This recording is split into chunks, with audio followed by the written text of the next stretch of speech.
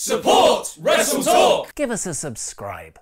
Hello and welcome to the WrestleTalk News. I'm Ollie Davis and today's episode is sponsored by Vikings War of Clans. There's a massive battle happening this month between Western and Eastern coalitions, which you can cheekily play during a 5-minute break at work. Luke, get off War of Clans and write some more goddamn scripts. And we need you, yes you, so join me in the game by searching for Wonder Ollie. All the other names were taken, and just play Vikings for 5 minutes to see why it's so addictive. So support WrestleTalk and download Vikings War of Clans from the links below, where you'll get my special bonus of 200 gold coins to hit the ground pillaging. And thanks to Vikings sponsoring this episode, we'll be bringing back WrestleSketch for a one-off special later this month. And we're not the only people bringing old concepts back. Last night, NXT taped all of their television up until the next TakeOver special on November 18th, the night before Survivor Series 2017, meaning the next story is about footage not yet aired. So prepare to enter the spoiler room brawl in 3, 2, 1! The show's NXT Championship match was made, with Andrade Cien Almas becoming Drew McIntyre's #1 contender, Aleister Black versus the Velveteen Dream, and Lars Sullivan versus Cassius Ohno will take place as grudge matches, and the fatal 4-way for the NXT Women's Championship, which was vacated by Asuka last month, will be between Mae Young Classic winner Kairi Sane, Peyton Royce, Ember Moon and Nikki Cross. But the most intriguing announcement was the stipulation added to the 3-team 3-way match between Undisputed, Sanity and Authors of Pain with Roderick Strong. At the tapings, the Authors of Pain's tag team title rematch against Sanity ended in DQ when Adam Cole, Bobby Fish and Kyle O'Reilly ran in for a beatdown. It was then that Strong teased aligning himself with the group as a fellow Ring of Honor alumni himself, but he turned on Undisputed instead. William Regal then announced each 3-man unit would face off in a War Games match. Yeah,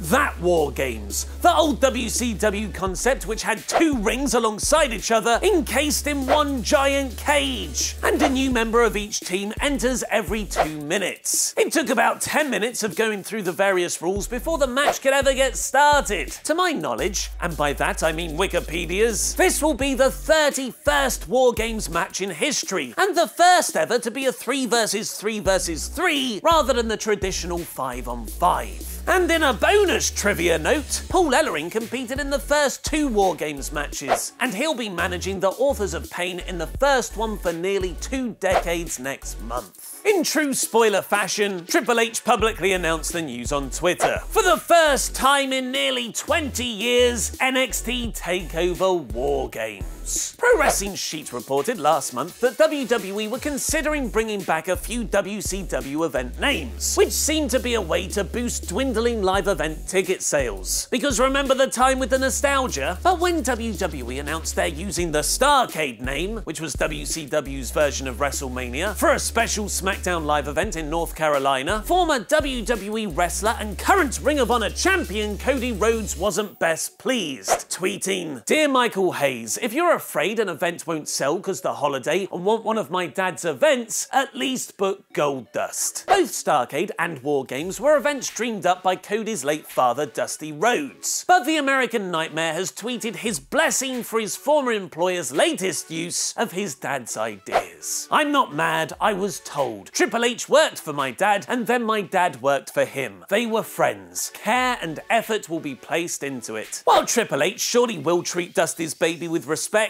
he had to abandon his own last night as he's visiting India on business ahead of WWE's December tour there. "Gutted to miss my first NXT taping ever while in India, but I have the best team in the world doing it. Have a hell of a show." And by best team in the world, Triple H of course meant DX. "Don't worry, Triple H. Shawn Michaels and I are holding the fort down. Oh, you didn't know?" tweeted former DX member and current SmackDown Live producer Road Dogg. Just as a peek behind the curtain of the WrestleTalk News, this War Games story has so far taken me twice as long to write as normal, because I keep watching bits of the 1992 match between Sting's Squadron and Paul Heyman's Dangerous Alliance. If you're not familiar with the War Games concept, check that match out, as it really is is a masterpiece of wrestling storytelling. Is Bray Wyatt really going to be playing Sister Abigail himself? And where the hell are the fashion police? Click the videos to the left to find out more, press subscribe and support WrestleTalk on Patreon. I've been Ollie Davis and that was wrestling.